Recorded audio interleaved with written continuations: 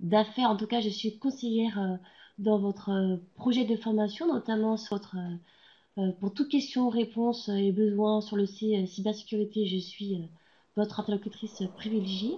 Je suis accompagnée aujourd'hui de Pierre-Frédéric Robertise, qui est donc consultant et responsable de l'offre SI et digitale à Centrale Supélec XZ.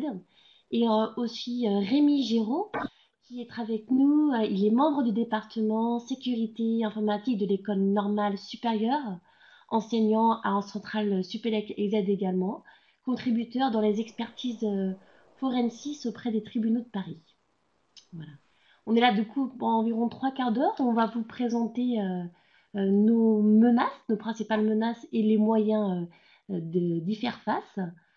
Vous pouvez du coup, pendant cet échange, en tout cas, contribuer avec vos questions. On essaiera d'y répondre au fil de l'eau, voire on a également en tout cas, prévu une dizaine de minutes pour faire un débat à la fin de notre présentation.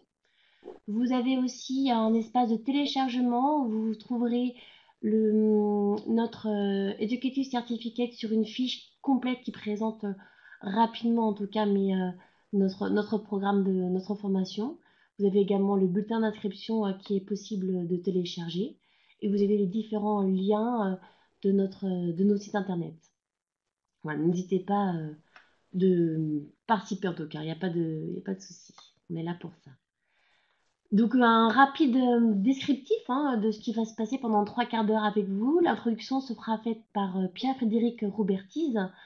Rémi Géraud interviendra en faisant des exemples des cas de menaces avérées et des approches à mener pour adresser les risques de sécurité qui sont liés donc à l'ère du numérique. Ensuite, Pierre-Frédéric Roubertise reviendra sur le programme de l'Executive Certificate Cybersécurité. Et enfin, effectivement, on aura un échange, débat, questions-réponses. Avant ça, je vous présente aussi effectivement notre école, Centrale Supélec, qui souhaite du coup, qui est gage de pédagogie innovante.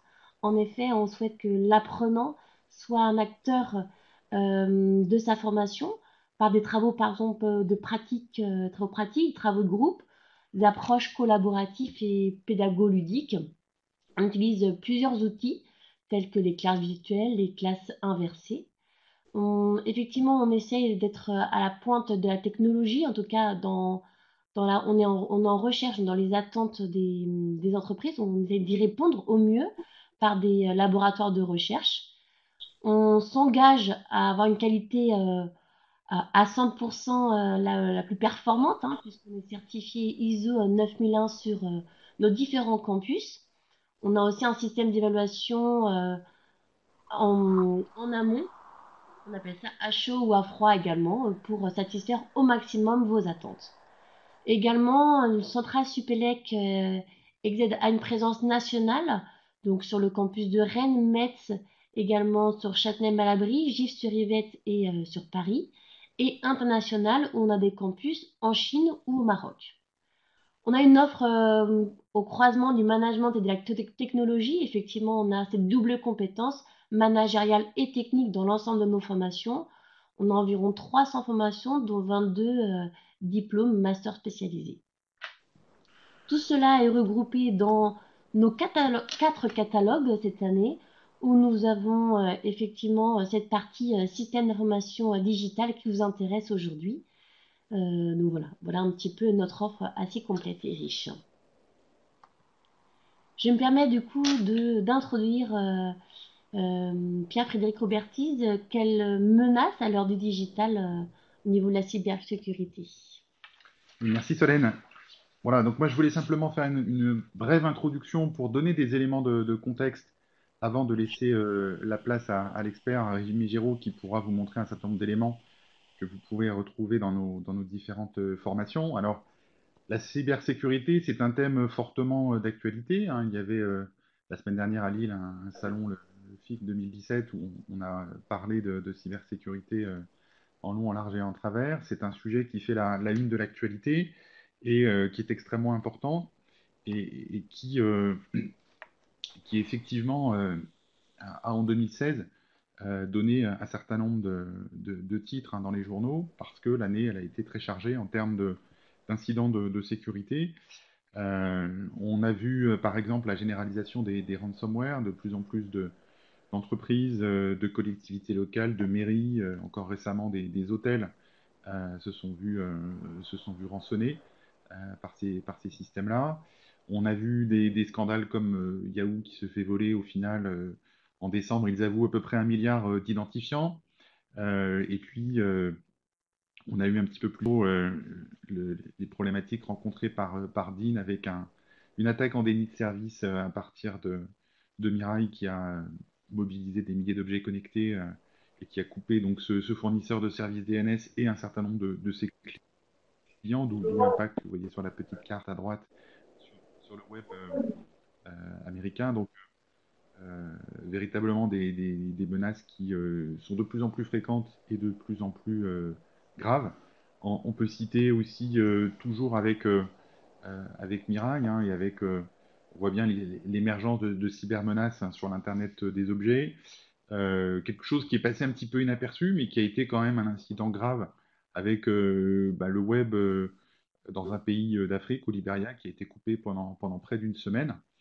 Et les experts disent que ce sont des hackers qui ont fait ce qu'on appelle un proof of concept, qui ont essayé de démontrer, de montrer leurs muscles, leur capacité à paralyser un pays au niveau de son accès Internet. Donc on peut avoir un certain nombre de craintes sur une possibilité de reproduire ce type d'événement également dans les pays industrialisés. Et puis enfin, je voulais citer les problèmes d'attaque entre États qui sont de plus en plus fréquentes. Et on a maintenant la quasi-certitude qu'on a de l'ingérence d'un certain nombre de hackers russes dans la campagne présidentielle américaine et les mesures de rétorsion décidées par Barack Obama juste avant son départ. Voilà, donc je pense que Rémi reviendra dessus, mais on s'aperçoit que les cybercriminels s'organisent, que les cyberattaques s'industrialisent avec de plus en plus de hackers très très bien équipés, et qu'on peut s'interroger sur le niveau de réponse qu'organisent les entreprises par rapport à ça. Ça devient un thème important. Alors, il y a des signes positifs. On voit que le ministère de la Défense en France a communiqué sur la mise en place du cybercommandement avec près de 3000 militaires et plus de 4000 réservistes d'ici 2019. Mais du côté des entreprises, l'étude annuelle de Ernst & Young sur la cybersécurité est assez inquiétante. On voit que les entreprises sont encore un petit peu, à mon avis, naïves et ont tendance à peut-être sous-estimer la menace et le niveau d'investissement. Notre credo est qu'aujourd'hui, face à cette cybercriminalité très organisée, il faut aussi que les entreprises se professionnalisent. Et c'est une des raisons pour lesquelles on renforce notre offre de formation sur la cybersécurité en 2017 avec ce nouveau certificat, donc, qui est une formation en 12 jours dont je vous reparlerai un petit peu tout à l'heure sur la cybersécurité. Pour commencer, donc, je voulais qu'on vous donne quelques éléments d'information, des éléments intéressants sur les menaces et sur les moyens qu'on a de lutter, avec un des experts contributeurs de la centrale Supélec sur ces sujets-là. Donc Rémi Géraud, à qui je vais donc passer la main. Merci Pierre-Frédéric, merci Solène pour l'introduction.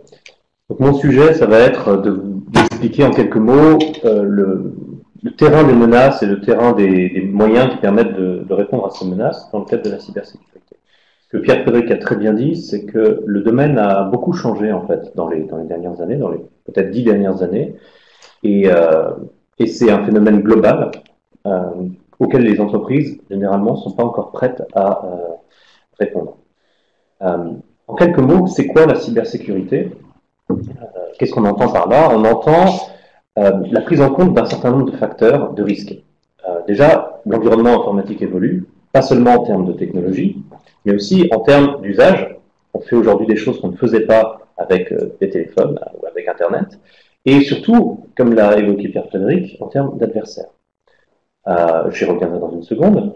Mais un autre aspect, c'est que puisque nos sociétés sont pénétrées de part en part par la technologie, la sécurité de l'information nous impacte de manière beaucoup plus intime que par le passé. C'est devenu une condition nécessaire pour que les entreprises même survivent ou soit rentable, et du coup un élément clé dans la création de valeur des organisations. Mais si on voit la sécurité comme une réponse au risque, on manque aussi de remarquer que c'est aujourd'hui une exigence de la part des législateurs, mais surtout aussi des clients, des partenaires de l'écosystème de l'entreprise, et que la cybersécurité, c'est pas seulement éviter les adversaires, c'est aussi quelque part se positionner comme bon élève, c'est donner une image très positive de son organisation qui participe aussi à la création de valeur. Et je conclurai tout à l'heure en vous faisant un survol quelque part des enjeux de la cybersécurité aux différentes échelles qui ont été évoquées tout à l'heure, l'échelle de l'organisation bien sûr, et aussi celle peut-être sommairement de l'État et de l'individu qui sont impactés par ce phénomène. Alors, c'est quoi la cybersécurité? Seconde étape. Du point de vue très pragmatique, ça consiste à protéger les atouts d'une entreprise. Surtout les atouts numériques, parce que comme je l'ai dit tout à l'heure, aujourd'hui, la plupart des entreprises se constituent dans une infrastructure numérique, et c'est des atouts qui prennent différentes formes. Par exemple, la propriété intellectuelle, les brevets, les plans, des idées même, qui peuvent être volées, qui peuvent être détournées, qui peuvent être détruites, qui peuvent être perdues. Ça peut être des données sensibles de différentes formes, ça peut être des données personnelles sur les individus, ou ça peut simplement être l'activité elle-même de l'entreprise, par exemple une usine, qui peut cesser la production à cause d'une attaque ou à cause d'un problème informatique. C'est des choses qui se produisent déjà au quotidien, indépendamment d'adversaires. La différence, et on va le voir, c'est que les adversaires eux-mêmes les veulent. Souvent, on va caractériser ces aspects-là, les aspects relatifs aux atouts des entreprises ou des organisations, sur 3 termes. Je vous ai donné le moyen mnémotechnique, CIA en anglais. En français, la confidentialité des données, l'intégrité, c'est-à-dire le maintien des données dans leur état d'origine, et la disponibilité des données. Il faut pouvoir y accéder, sans quoi, ou accéder au système, sans quoi on en paye le prix. Mais les protéger contre quoi? Et c'est ça aussi qu'il faut comprendre pour pouvoir y répondre. C'est les menaces dont il a été question jusqu'ici et sur lesquelles je vais peut-être rentrer un peu plus en détail. On a déjà des menaces classiques, c'est-à-dire des concurrents, des employés mécontents ou malveillants qui cherchent à nuire à l'organisation dans laquelle ils sont insérés, ou ça peut simplement être une erreur humaine. C'est arrivé à tout le monde de faire tomber son téléphone ou d'oublier un mot de passe. Ça, quelque part, les entreprises ont commencé à le prendre en compte, encore que l'existence des ransomware montre qu'au final, il y a assez peu de préparation de ce côté-là.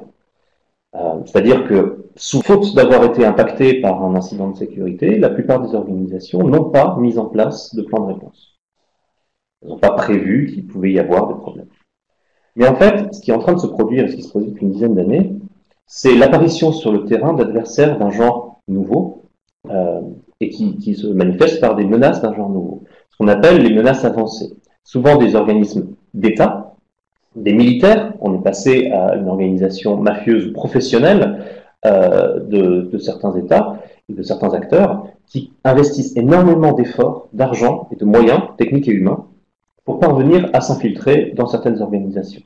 Tout le monde n'est pas ciblé, mais ceux qui le sont se retrouvent relativement démunis face à un tel déploiement d'efforts et de compétences. On avait les ransomware qui sont une tendance depuis quelques années, qui cible d'abord les plus petites entreprises et les individus les plus exposés quelque part, et différentes fuites qui peuvent prendre la forme d'infiltration, d'espionnage ou, plus pragmatiquement, d'essayer d'aspirer les informations auprès de certains personnages. Les conséquences, et c'est la spécialité quelque part de la sécurité cyber par rapport à d'autres domaines de la gestion de risque, c'est que les conséquences sont presque toujours à long terme. Et elles se manifestent par des pertes financières, évidemment, mais aussi des pertes d'investisseurs, des pertes d'image, sur plus ou moins long terme, et sur l'impact potentiel sur d'autres organisations. Je donnerai un exemple dans quelques instants. En plus de ça, on est toujours soumis à ce genre de risque-là, et en plus de ça, il y a également des répercussions légales, lorsque, par exemple, on perd des informations sensibles sur un individu, sur un client, sur un partenaire, qui peut ensuite nous poursuivre en justice. Donc l'objectif, quelque part, de la cybersécurité, c'est, connaissant cet environnement, et il faut déjà arriver à bien le connaître, permettre à l'organisation d'être viable, d'être rentable. Et comme je disais tout à l'heure, c'est devenu aujourd'hui une condition nécessaire pour que les nouvelles organisations, et même les organisations existantes, parviennent à se maintenir dans le temps. Qu'est-ce qui a changé quelque part? Ce qui a changé, c'est d'une part les systèmes auxquels on délègue nos informations et le travail. Ce sont des systèmes de plus en plus nombreux, de plus en plus omniprésents, de plus en plus discrets aussi, avec le développement par exemple de l'Internet des objets. Tous les objets que je vous montre ici sont des objets connectés, ce sont des objets dans lesquels il y a un ordinateur connecté à Internet. Si un pirate parvient à prendre le contrôle de l'un d'entre eux, il contrôle votre voiture, il contrôle une caméra qui est chez vous, il contrôle vos paiements, et il y a un risque derrière qui est bien plus important, bien plus systémique que par le passé où les objets connectés à Internet étaient relativement rares et relativement visibles, et donc identifiables. Ce qui a également changé, c'est l'interconnexion et la permanence des réseaux.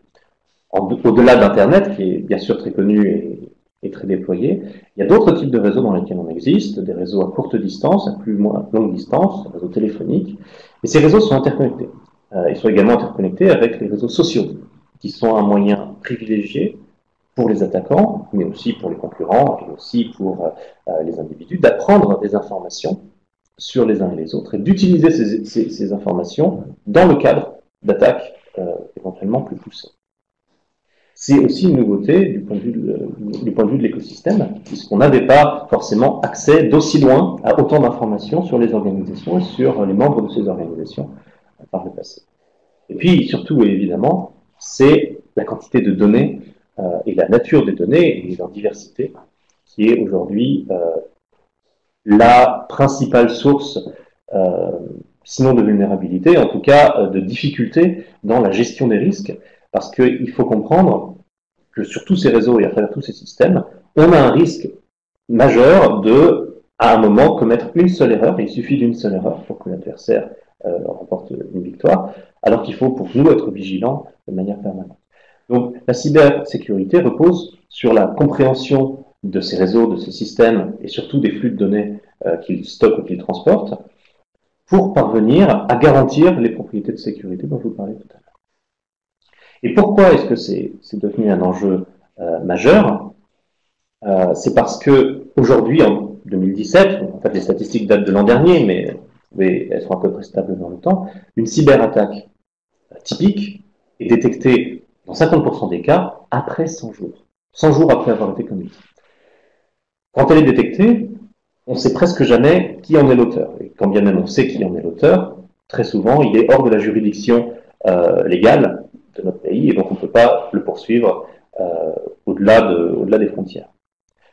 La cyberattaque, détectée après une centaine de jours, est en général terminée après moins d'une semaine. C'est-à-dire que l'adversaire a réussi à récupérer les informations qu'il voulait, ou effacer, ou détruire ce qui l'intéressait, et on ne le sait pas avant d'en subir les effets, ce qui peut être assez décalé dans le temps. Je vais vous donner un exemple qui est peut-être typique, ou peut-être pas typique, mais en fait qui montre la tendance des cyberattaques, qui s'est déroulée en 2011, et qui commence de la manière suivante. Je vous fais le déroulé tel qu'il s'est produit, tel qu'on le comprend aujourd'hui. C'est pas comme ça qu'il a été perçu à l'époque, mais vous allez comprendre. Il y a un message sur Twitter qui est posté par quelqu'un, on ne sait pas qui d'ailleurs. Ce message est posté avec un exemple d'une faille dans un logiciel Adobe Flash. Le jour suivant, 2 emails sont envoyés à une société, RSA Security, dans lequel un fichier Excel contient l'animation Flash en question. La différence, c'est que lorsqu'on ouvre ce fichier Excel, qui s'appelle plan de recrutement au demeurant, lorsqu'on ouvre ce fichier Excel, ça active un logiciel de contrôle qui permet à l'adversaire de contrôler la machine. 2 mails ont été envoyés donc, à cette société, et les 2 mails sont tombés dans la poubelle, entre guillemets, c'est-à-dire dans les courriers indésirables. Mais un des 2 employés, par curiosité, qui avait été ciblé par les attaquants, c'est-à-dire que c'est quelqu'un qui craignait pour son emploi, le sort du courrier indésirable et ouvre la pièce jointe. En ouvrant la pièce jointe, il active le logiciel de contrôle. Et au cours des semaines qui suivent, un attaquant va siphonner les données secrètes de la société Securite. Des semaines plus tard, c'est réalisé, et 2 semaines encore plus tard, ils finissent par clôturer l'incident en disant que bon, on n'a pas perdu d'informations. Ce qui est vrai, ils n'avaient pas perdu d'informations, mais ce qu'ils ne savaient pas, c'est qu'elles avaient été volées. Et ayant été volées, ça a servi à l'attaquant à attaquer 3 autres contractants de la défense américaine, Lockheed Martin, L3Com et Northrop Grumman, qui travaillent respectivement dans les F-16, dans les communications spatiales et dans les drones. En l'espace de quelques semaines, l'attaquant est passé d'une preuve de concept sur un post Twitter complètement inoffensif à une cyberattaque majeure sur 4 contractants de la défense américaine, en faisant cette espèce de ricochet et avec comme point d'introduction un mail d'apparence innocente envoyé à 2 personnes.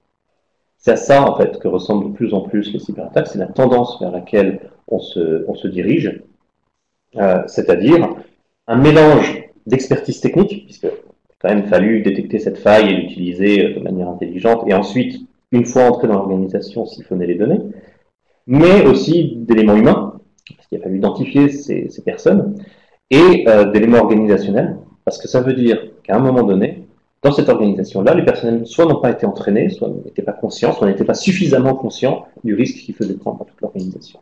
Donc il n'y avait pas de protocole, d'ailleurs, pour essayer de diminuer l'impact de l'attaque une fois que l'attaque a été débutée. Donc pour répondre à ça, et en fait c'est tout l'objet de la formation derrière, pour répondre à ça, une fois qu'on comprend la manière technique ou les outils qui sont mis en œuvre par les attaquants, il faut comprendre comment on va quels moyens on va opposer à ça. C'est-à-dire les technologies de détection, les technologies d'alerte, les technologies de sauvegarde, mais aussi les manières et les techniques utilisées par les attaquants pour développer des attaques avancées. On a quand même affaire, comme le disait Pierre-Frédéric tout à l'heure, à des professionnels, ce qui est très différent d'il y a une quinzaine d'années ou une dizaine d'années, où c'était essentiellement des amateurs. Et on ne peut pas, face à ces professionnels-là, faire preuve, nous, d'amateurisme. La bonne manière ou la meilleure manière de répondre à ça, puisqu'on n'a pas forcément le bagage technique suffisant pour répondre en face, c'est de s'organiser en conséquence. C'est donc une notion de gouvernance et c'est une notion de politique de changement. Il faut être capable, au niveau de l'organisation, de structurer une réponse de sécurité, une réponse aux incidents, qui s'adapte aux évolutions du terrain, qui s'adapte aux nouvelles menaces qui arrivent, aux nouvelles failles, à la nécessité de mettre à jour le système d'information, qui sont des paramètres critiques aujourd'hui et qui n'étaient pas forcément intégrés dans la structure des sociétés il y a même une vingtaine d'années. Mais surtout, ce qui est très important dans ce monde qui évolue là, c'est d'apprendre à communiquer, donc de parler le langage des chercheurs, des professionnels légaux, des professionnels organisationnels, des professionnels techniques, qui sont capables de comprendre ce terrain-là, ou en tout cas d'en comprendre des morceaux, et d'assembler tout ça de manière compatible et bénéficiaire à l'organisation.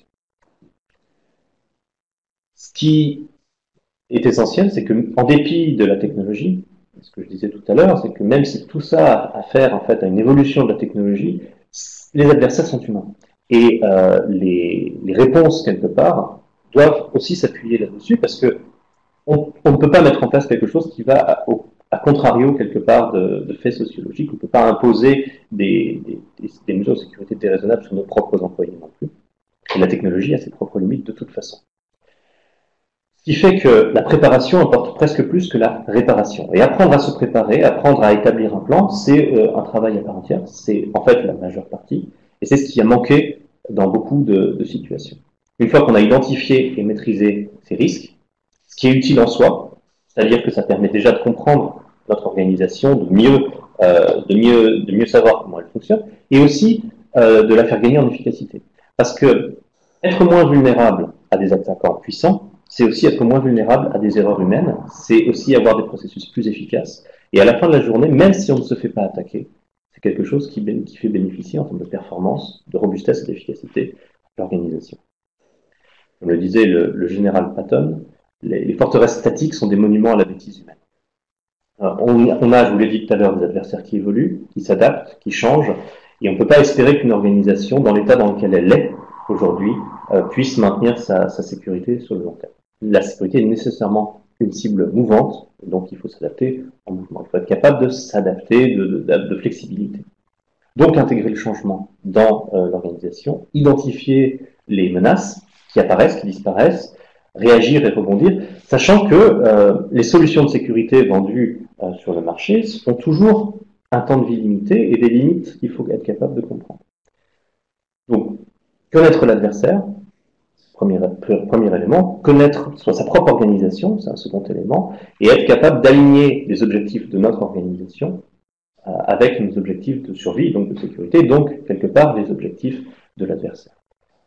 Pour faire une espèce de parallèle entre d'un côté les menaces et les moyens dont on dispose, face à des concurrents, des États, des activistes, des erreurs humaines, des vengeances, des défaillances ou des mafias, qui utilisent des outils plus ou moins avancés, qui vont de l'outil de contrôle de long terme au ransomware, en passant par des rootkits, des 0D ou des techniques de manipulation, très classiques, à des fins de vol d'identité, d'information, de destruction, d'algorithmes, de vol de brevets, d'algorithmes, ou tout simplement, si vous voulez faire face aux erreurs inévitables de l'exercice de n'importe quelle organisation, eh ben, on oppose à ça un certain nombre de moyens, qui sont des moyens d'organisation, se préparer, faire un plan de contingence, contrôler l'accès, former les personnels, s'appuyer sur la loi, sur les certifications, sur les assurances, aussi sur des éléments techniques, être capable de détecter une intrusion, utiliser correctement la bonne cryptographie, utiliser des techniques d'authentification modernes, des techniques d'obfuscation,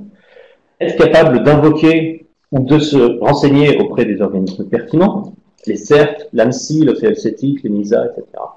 Et mettre en place une politique dans laquelle on se réévalue régulièrement via des audits, via des tests de pénétration, via des détections de vulnérabilité sur nos propres structures. Et intégrer ça dans le cycle d'amélioration continue de l'organisation. Donc sur ça, je vais rendre la parole à Pierre-Frédéric qui va compléter l'aspect des programmes de formation. Juste peut-être Rémi, avant de passer sur la formation, j'ai vu qu'il y avait des questions pour toi pendant ta présentation. Ah oui, il y a effectivement deux questions. Les questions, donc la première c'est sur les exemples d'attaques Bluetooth sur des devices mobiles. Alors, y a-t-il des exemples? Oui, c'est même plutôt assez courant en fait. La question c'est plutôt quel genre d'attaque est-ce qu'on est en train de considérer. Ce qui s'est produit il y a quelques années, il y a peut-être 4 ans si je ne dis pas de bêtises, c'est une faille dans la pile Bluetooth Apple qui permettait à un attaquant à distance de prendre le contrôle d'un iPhone. Prendre le contrôle d'un iPhone en soi, c'est pas grave, c'est un appareil personnel, c'est rarement impliqué dans une cyberattaque à part entière, mais dans la mesure où les utilisateurs de téléphone mettent de plus en plus de leur vie privée dessus, c'est peut-être quelque chose qui impacte l'individu, qui peut être utilisé à des fins de menace ou à des fins de rançon, et qui peut avoir un impact assez grave si l'attaquant parvient à contraindre la victime à faire des choses, par exemple au sein d'une organisation ou contre elle-même. Et une autre question sur l'utilisation des boîtes aux lettres gratuites. Le fait qu'elles soient gratuites change rien à la sécurité. C'est pas le prix qui fait la qualité. Ce qui va faire la différence, c'est ce qu'on dit souvent, si on n'est pas le client, c'est qu'on est le produit, quelque part. Et c'est la question de quelle utilisation on en fait et dans quel contexte est-ce qu'on nous offre, entre guillemets, une boîte aux lettres. Des alternatives existent de boîtes aux lettres à peu près sécurisées, entre guillemets, mais à l'heure actuelle, la quasi-totalité du trafic email n'est pas chiffré sur Internet. Ce qui veut dire que, boîte aux lettres gratuite ou pas, ces messages sont interceptables, modifiables par la plupart des acteurs suffisamment organisés.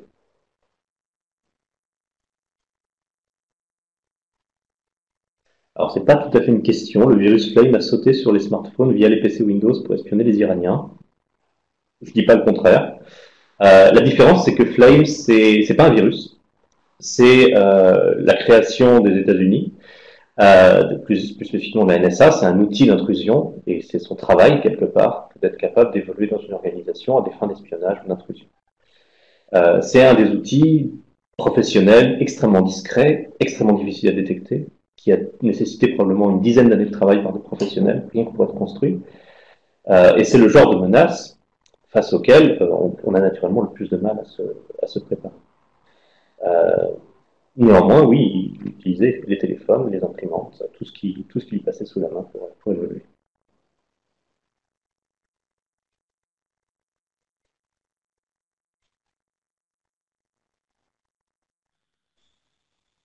Alors, je vais reprendre la main pour la fin. Je crois qu'il y avait une dernière remarque.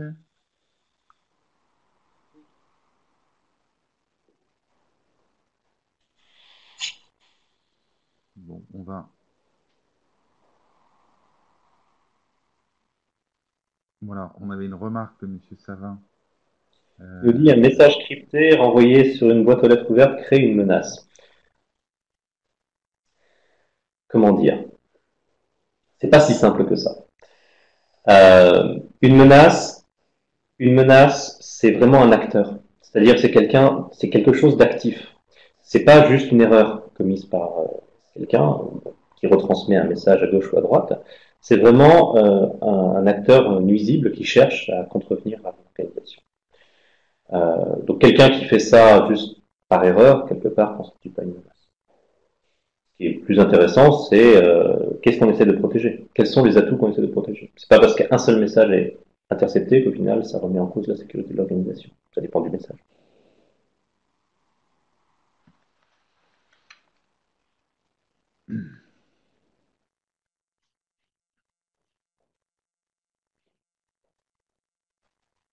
C'est bon, Rémi? Moi c'est bon, sauf s'il y a d'autres questions, si j'en dois en prendre d'autres. Bon, c'est un sujet qui. Et on dit chiffré, je suis d'accord. Alors, on pourra reprendre cette discussion en fin de présentation. Je vous propose juste de passer quelques minutes sur nos programmes de formation. Donc, comme vous l'indiquait Solène en introduction, on a trois types de formations. On a des formations courtes de quelques jours, on a des formations longues, diplômantes, qui sont des masters spécialisés. Et puis, nous avons aussi un format intermédiaire qu'on appelle donc des executive certificates, qui sont en général entre 10 et 20 jours. Et c'est en particulier donc ce format qui est proposé pour le nouvel Executive Certificate cybersécurité. Je voulais repositionner dans un contexte plus global cette formation à la cybersécurité, euh, parce que ça fait déjà quelques années que Central Supélec Executive Education est très mobilisé sur la transformation digitale des entreprises. On a des executive certificates sur le cloud qui permettent à des professionnels du SI de devenir architectes cloud. D'autres sur les big data. On a un certificat sur la transformation digitale de manière plus globale. Et on s'aperçoit que à chaque fois et de manière transversale, on a absolument besoin de traiter le thème de la sécurité, un peu, je dirais, customiser sécurité sur le cloud ou sécurité des big data. Et donc, c'est vraiment un thème transverse qui est complètement critique pour la transformation digitale de l'entreprise. Et donc, c'est un sujet sur lequel on est présent depuis déjà un certain nombre d'années et sur lequel on a souhaité compléter l'offre de formation cette année. Donc, je vous citais trois types de formations. Donc, on retrouve ces trois types de formations sur la sécurité. Je signale, pour mémoire, c'est pas l'objectif d'aujourd'hui, mais qu'on a un master spécialisé en cybersécurité sur notre campus de Rennes depuis assez longtemps déjà, qui forme des experts très pointus en sécurité du SI. On a un certain nombre de stages courts d'introduction à ces thématiques de la sécurité du SI, et puis donc cette nouvelle formation, qui est une formation de durée intermédiaire, donc de 12 jours, qui est l'Executive Certificate Cybersécurité. Donc le master spécialisé de Rennes, qui est une formation de fond, donc qui prend en compte une formation sur tous les aspects techniques pour pouvoir bien analyser, comprendre les cybermenaces et ensuite monter des solutions de parade contre ces cybermenaces. Donc c'est une formation longue, full-time, qui dure une année. C'est vraiment pour les gens qui veulent devenir des professionnels de la cybersécurité. Donc formation qui se déroule sur notre euh, campus de Rennes. L'exécutif certificat de cybersécurité. Donc c'est une formation, si vous voulez, qui se déroulera sur Paris, qui est compatible avec une activité professionnelle, puisqu'elle a été divisée en 4 modules de 3 jours, qui cherche à faire, si vous voulez, un panorama à 360 de ce thème-là, et de couvrir à la fois des aspects organisationnels, hein, humains, management de la sécurité, comme l'indiquait Rémi, et des sujets plus techniques pour comprendre un peu dans le détail comment s'articulent ces cybermenaces et comment on peut mobiliser donc, des outils et mettre en place des solutions techniques à ces différentes menaces. Donc, je vous ai repris le contenu du programme ici. En gros, c'est équilibré. Les deux premiers modules vont être plutôt sur des aspects management de la sécurité et les deux derniers modules sur une prise en compte des menaces techniques, une compréhension de ces menaces et de la mise en pratique dans des labs, hein, dans des travaux pratiques et dans des études de cas pour concrètement être capable de monter une politique de sécurité et des défenses face à ces cybermenaces. Donc, les deux premiers modules, je dirais, sont assez classiques dans leur approche, hein. C'est l'état de l'art, je dirais, de la gestion des risques de sécurité IT, la mise en place d'une politique de sécurité. Il y a pas mal de standards qui existent aujourd'hui et de normes ISO qui sont disponibles. Donc, on a fait une synthèse de ces différents sujets-là pour, en 3 jours, je dirais, faire un tour d'horizon de ces sujets gouvernance et gestion des risques IT. Le deuxième module donc, est sur la mise en place d'un système de management de la sécurité, très inspiré d'ailleurs de ISO 27000. Et on a d'ailleurs des passerelles, hein, des moyens de préparer à des certifications ISO 27000 pour les participants qui le souhaiteraient. Et puis après ces deux premiers modules plutôt orientés management-gouvernance, on a donc deux modules plus techniques. Le module 3 qui développe ce qu'on a commencé à voir aujourd'hui avec Rémi sur les menaces et les solutions techniques, hein, ce qui existe historiquement et puis ce qui est en train de se développer aujourd'hui. Puis aussi être capable de se mettre à la place des cyberattaquants, de comprendre leur logique, de comprendre aussi leurs moyens et d'identifier où est-ce qu'on risque d'être attaqué. Et puis un panorama aussi des différents types de technologies de défense. Et le module 4 est entièrement pratique, c'est-à-dire véritablement faire des études de cas et des travaux pratiques concrètes, hein. Je dirais que pour montrer qu'on a compris et montrer qu'on est capable de mettre en place un certain nombre d'outils.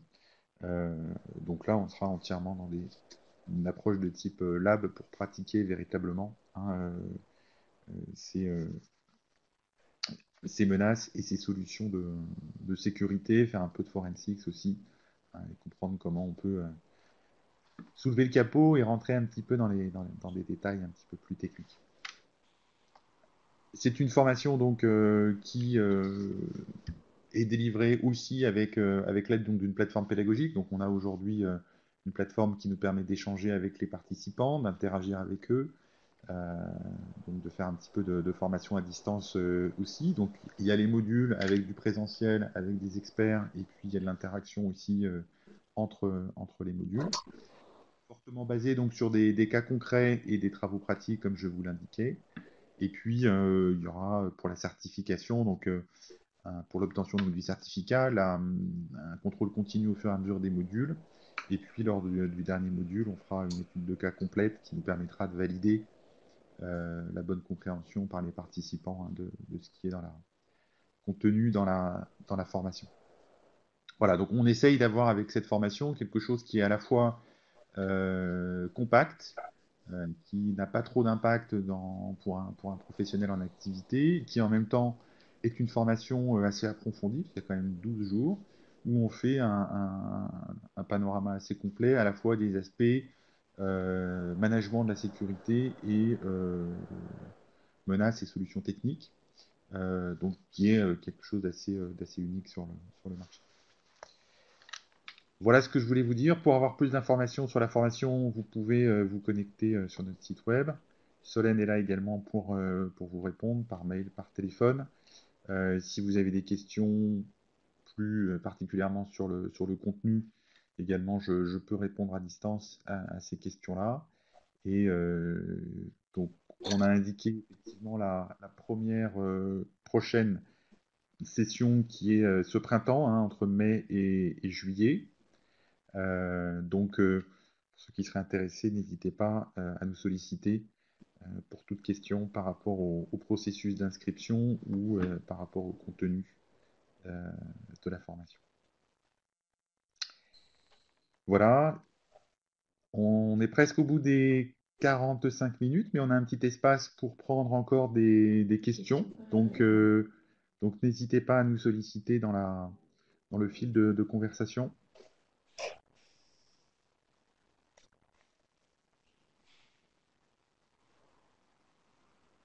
Si vous avez des questions sur la cybersécurité et pas sur le vocabulaire.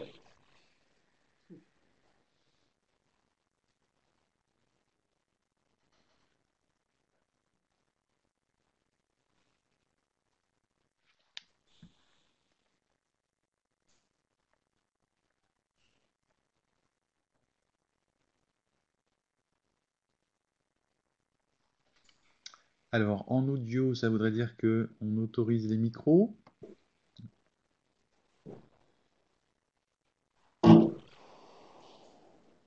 On peut essayer. Si vous activez votre micro, peut-être vous pouvez essayer de poser une question en audio.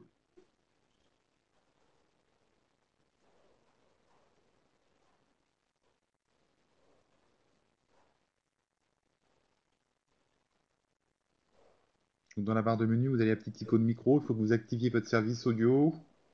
Que vous ayez bien sûr un micro sur votre ordinateur.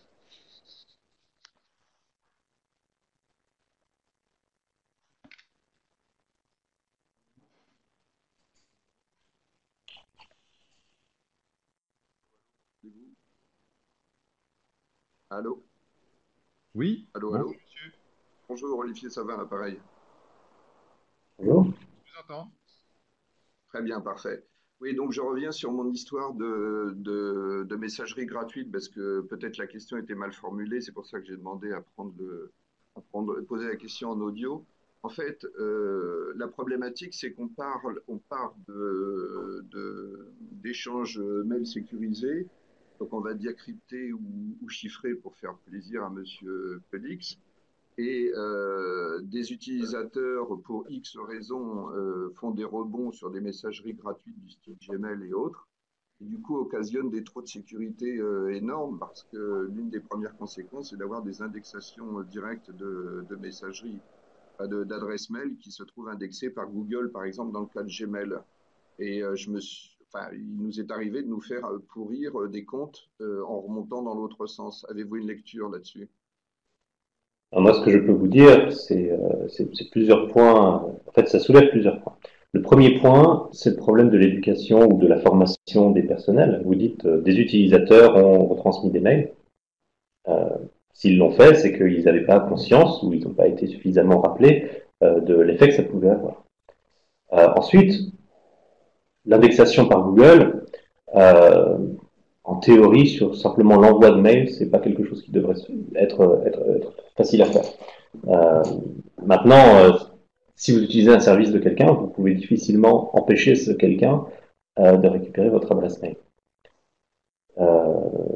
Se faire pourrir quelque part, c'est ennuyeux, mais est-ce que c'est vraiment une faille de sécurité? Bah, dans le cas si on a des pièces attachées à un mail, par exemple, et qui se retrouvent effectivement sur le serveur de Google, c'est un vrai problème de sécurité de mon point de vue. Ça dépend vraiment de la nature de ces pièces, ça dépend encore une fois de l'organisation dans laquelle ça s'inscrit. Il n'y a pas de règle générale qui dit ceci est une faille de sécurité. C'est vraiment face à un usage particulier. Maintenant, je comprends bien sûr que c'est ennuyeux. Simplement, est-ce que c'est vraiment un cas majeur? Est-ce que c'est la première priorité que d'essayer de répondre à cette problématique-là spécifiquement? Ok, bon, je vais juste préciser, et puis je voudrais pas trop monopoliser l'auditoire, mais je suis DSI à l'assistance publique Hôpitaux de Paris, donc on envoie effectivement par des messageries sécurisées type Exchange, Outlook interne, des documents joints qui concernent la santé des patients. À partir du moment où un utilisateur se permet de renvoyer automatiquement, de faire des rebonds tous ses mails professionnels sur des messageries, des messageries propriétaires d'opérateurs, là, c'est pas trop problématique, je pense, de mon point de vue. Par contre, les renvoyer sur Yahoo Mail, Gmail ou autre occasionne véritablement, pour moi, un trou de sécurité. Je suis étonné de votre réponse parce que la pièce jointe se trouve en définitive complètement ouverte et disponible sur un certain nombre de serveurs qui scriptent systématiquement des messageries. Bon, le domaine santé, c'est pas un sujet que vous avez abordé. Je me doute bien qu'on peut pas aborder tous les sujets, surtout sur un exposé aussi court. Mais pour moi, il y a véritablement un réel trou de sécurité. Oui, mais dans ce cas-là, le trou de sécurité, il est au niveau de la diffusion d'informations. Vous ne devriez pas envoyer par mail cette information. Ben, si. Quand vous êtes à l'intérieur d'une entreprise et que vous utilisez effectivement une messagerie professionnelle qui est cryptée interne, il n'y a pas de problème. Le problème, c'est mais si ça permet à quelqu'un relativement facilement de le diffuser à l'extérieur, puisque c'est ça le problème, si j'ai bien compris. Non, vous m'avez pas compris. Encore une fois, il y a un émetteur professionnel qui envoie à un autre émetteur professionnel un email avec une pièce attachée pour des questions de facilité de transfert et de communication d'informations, y compris d'ailleurs codé en API-Crypt par exemple. À partir du moment où l'utilisateur se permet lui-même de renvoyer le mail d'origine sans prévenir l'émetteur, donc l'origine du message, sur une messagerie externe, il fait une rupture de sécurité, puisque du coup, on rompt effectivement la chaîne de sécurité de bout en bout. Et donc, de fait, la pièce qui se trouvait purement interne et codée, chiffrée, cryptée, se retrouve effectivement indexée sur des serveurs à l'extérieur de l'entreprise. Oui, d'accord. D'accord, mais c'est pour ça que je mettais l'accent sur les messageries gratuites. C'est pas tant le fait de la gratuité en lui-même, c'est le fait d'une utilisation effectivement à outrance comment dirais-je, de ce type de messagerie sur lequel on sait pertinemment qu'on ne maîtrise absolument plus l'information une fois qu'elle est diffusée par ces médias. Oui, mais c'est une question plus globale au final que vous posez, qui est celle notamment par exemple du cloud. Lorsque vous utilisez des services cloud, quels qu'ils soient, que ce soit des messageries ou autre chose, vous mettez des informations dessus, et ces informations-là, par définition, elles sont stockées quelque part sur lequel vous n'avez pas de contrôle. Donc il y a une question de comment faire ça de manière sécurisée. Il y a des possibilités, c'est faisable, mais ça nécessite d'intégrer la manière de bien faire dans l'organisation. Et ça nécessite d'avoir les outils adaptés et les processus adaptés aussi. Oui, en fait, on n'utilise pas de cloud, justement pour cette raison. C'est pour ça que les utilisateurs utilisent des clouds pour nous, quoi. Et d'où les difficultés. Effectivement, le choix du cloud, nous n'avons pas fait le choix du cloud justement pour éviter effectivement qu'il y ait des informations qui sortent. C'est là où vous voyez le paradoxe, quelque part, qu'on ne peut pas se limiter à dire nous on ne le fait pas et espérer que les utilisateurs vont suivre, quelque part. Ce que vous me dites, c'est que les utilisateurs, ils veulent le faire quand même. Donc il faut être capable d'articuler la formation et les volontés de vos utilisateurs avec la nécessité de sécurité derrière. Oui, je pense qu'en fait, sur ce sujet, les utilisateurs ne sont pas suffisamment au fait. C'est un petit peu ce que vous disiez tout à l'heure d'ailleurs, des réelles difficultés, des réels dangers de certaines opérations. C'est-à-dire, ils le font pour des fois des questions de facilité, bon, plus ou moins reconnues et admises, mais passons là-dessus. En définitive, sans se rendre compte, en définitive, de la difficulté ou des risques qui sont encourus sur l'usage et il n'y a qu'à partir du moment où des comptes sont bloqués ou où on a effectivement un déni de service, que là, ils se rendent compte qu'effectivement, il eût été préférable de ne pas se faire indexer une adresse professionnelle à l'extérieur de l'entreprise. Oui, beaucoup d'éducation. Voilà, c'est ça. Et la dernière question, pardon, je reviens sur mon histoire d'attaque par Bluetooth via des devices, parce que vous disiez tout à l'heure, en fait, on peut oui, se faire attaquer un device et du coup, on va récupérer. Vous avez un exemple célèbre dans le domaine médical, puisque vous y travaillez, qui est le pacemaker. Il y a eu des attaques sur pacemaker par Bluetooth. Je ne sais pas si c'est ce que vous aviez à l'esprit, mais c'était en 2014, 2013. Certains Bluetooth, une fois que vous avez opéré un patient, que vous avez mis à l'intérieur un pacemaker, ce pacemaker, en fait, vous n'avez pas envie de à nouveau opérer le patient au risque que ça présente pour le reprogrammer si jamais il y a besoin. Donc souvent, certains pacemakers sont équipés de moyens de communication avec l'extérieur, typiquement des Bluetooth ou quelque chose de similaire, qui permet à un médecin de l'ajuster si nécessaire. C'est du bon sens quelque part. Là où ça a été problématique, c'est qu'en tout cas dans certains modèles, eh bien, la communication Bluetooth n'était pas sécurisée et permettait à une tierce personne qui n'était pas le médecin de reprogrammer le pacemaker. Et vous imaginez les conséquences potentiellement que ça peut avoir. C'est un exemple plus précis que celui que j'ai donné tout à l'heure, mais plus proche du domaine. Je crois que c'est important parce qu'au moment où on se pose effectivement la question d'ouvrir des devices perso sur on va dire des postes de travail ou des devices professionnels pour compléter l'infrastructure des entreprises, là aussi, c'est effectivement un message que je porte depuis un certain temps, mais là aussi je vais dire conjoncturel, c'est pas exactement le terme, c'est une prise de conscience que les utilisateurs n'ont pas nécessairement, là aussi, d'engendrer des trous de sécurité par l'intermédiaire de ce genre d'entrée. C'est-à-dire, précisément, si on se fait attaquer un smartphone en Bluetooth qui est lui-même relié en Wi-Fi sur le réseau de l'entreprise, du coup, on crée une trappe d'accès au système d'information, sommes-nous d'accord? On est d'accord, ça dépend du système d'information, ceci dit. C'est-à-dire que, comme je disais tout à l'heure, vous allez vous faire attaquer, c'est pas la question. La question, il va y avoir une faille, inévitable.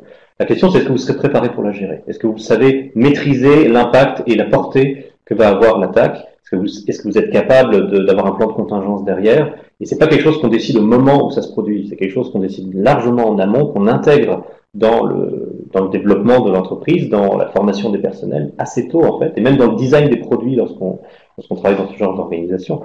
La sécurité, c'est pas un système qu'on rajoute sur l'organisation pour essayer de la faire mieux fonctionner. C'est un système qui doit être au cœur et qui doit infuser tous les aspects. Ouais, je pense que la culture d'entreprise, elle n'est pas comme ça en France, hein.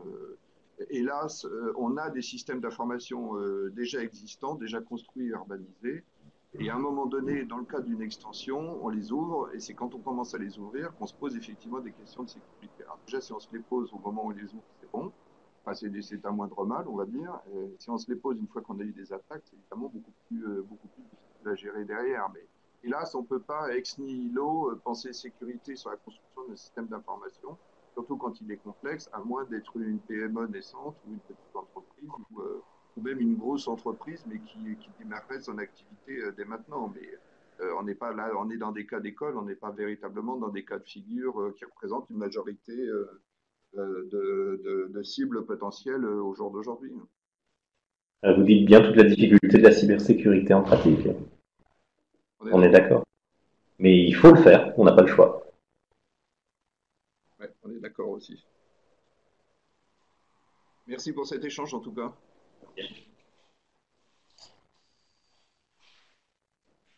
Merci à vous. On va clôturer le débat. Je vous remercie. Merci beaucoup, Rémi et puis Pierre-Frédéric, pour cet échange. En tout cas, si vous avez des questions, n'hésitez pas à me solliciter par mail ou téléphone. Je suis là pour vous aider également. Très bonne journée à vous tous. Merci, au revoir.